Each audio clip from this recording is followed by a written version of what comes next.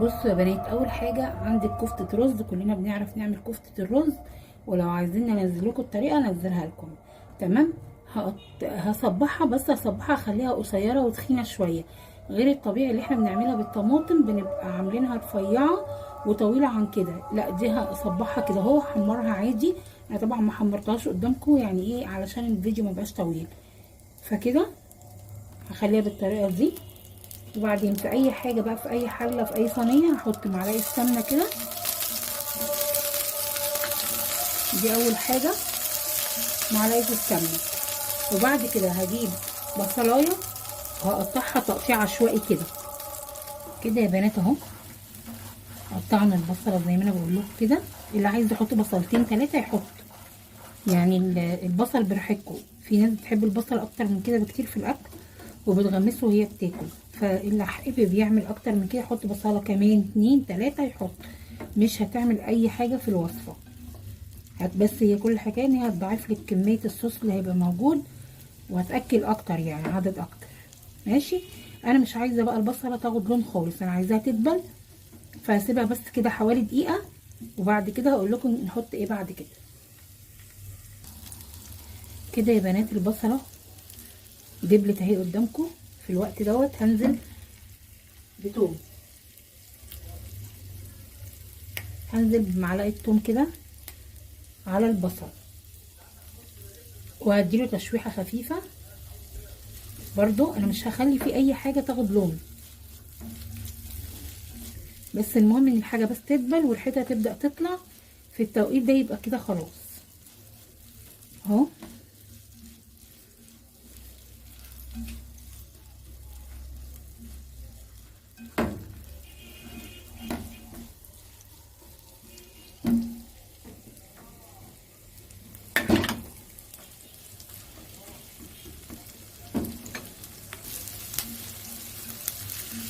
كده البصل دبل والثوم هو كمان دبل اهو. كده في الوقت دوت هنزل بقرن فلفل حامي، ده قرن كبير حامي. اللي عايز يستبدله بقرن رومي براحته، الوان براحته، الفلفل انت حر.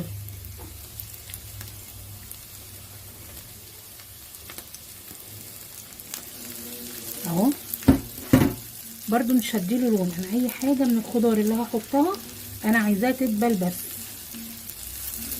كده اديله تقلبتين بس كده الحاجه تاخد من طعم بعض. وبعد كده هقول لكم نحط ايه بعد كده اهو.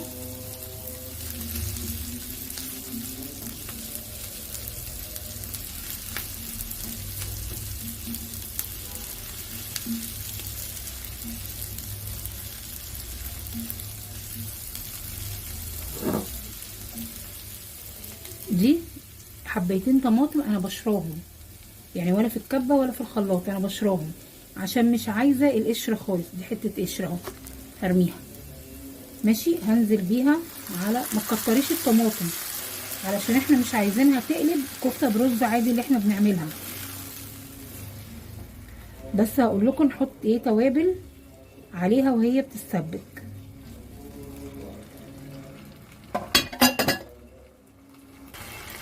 اول حاجه يا جماعه نحط مع مكعب ماجي، مكعب واحد. وطبعا اللي متابعني عارف ان انا اي حاجه بحط فيها طماطم لازم احط لها رشه سكر. فدي نص معلقه سكر كده صغيره. وبعد كده هنحط فلفل اسود، كل حاجه نص معلقه. كزبره،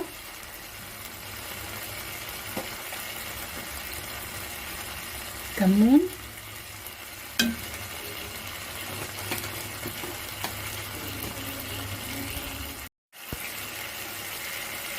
وهنحط رشه بهارات. خلاص هنقلب كل الكلام ده مع بعض كده.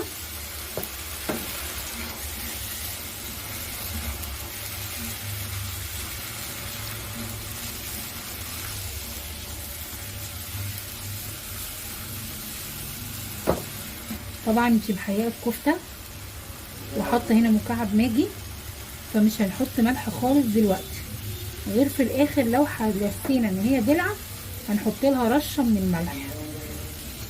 خلاص اهو كده. في التوقيت ده هنزل بقى بالكفته، هديها بقى تقليبه. الكفته بالبهارات، بالبصل، بالثوم، بالفلفل، بالطماطم كده. بصوا يا بنات الريحه تحفه، جربوها واللي هيجربها هيعرف اللي انا بقوله. طبعا انا ما حطيتش شطه لان انا حاطه قرن فلفل حامي. هتقلبي فيها كده شويه وبعد كده هننزل. عندك مرقه حطيلها، ما عندكيش انت كده كده حاطه مكعب ماجي، هتروحي مزوده عليها حوالي مج ميه.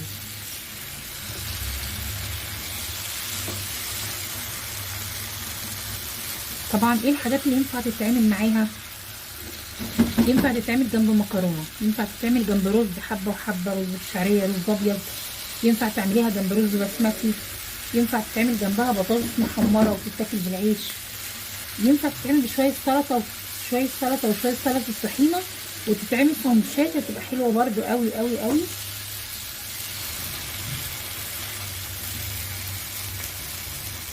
اهو طبعا يعني شكلها باين. في الوقت ده هبدأ ان انا انزل بالمرقة عليها،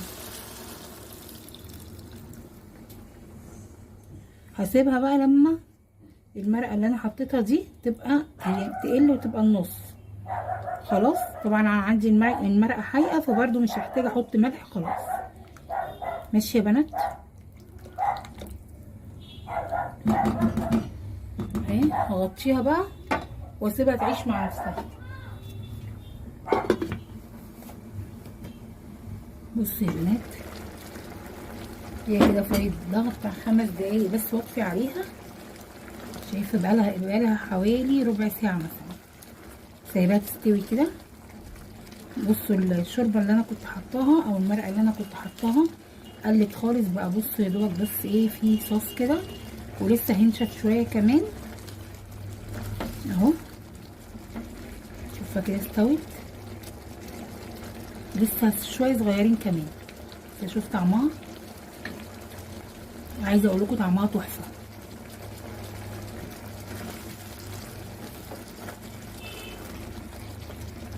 حلوه جدا بألف هنا اللي يعملها. وعايزه اقول لكم ان انتوا ممكن تحمروا بطاطس نص تحميره وتضيفوها عليها مكعبات او بغيظ صوابع عادي زي ما بنعملها وتحطوها عليها في التوقيت دوت وتتقلب، بتبقى احلى من طريقه كباب الحله مثلا يا جماعه. يلا اعملوها وبألف هنا وشفا. بصوا يا جماعه بصوا الكفته عامله ازاي. بصوا هو بس احنا مش عايزين اكتر من كده. الصوص بتاعها حلو قوي. بصوا حلو قوي ما شاء الله. جربوها هتعجبكم جدا وبألف هنا وشفا اللي يجربها ويعملها.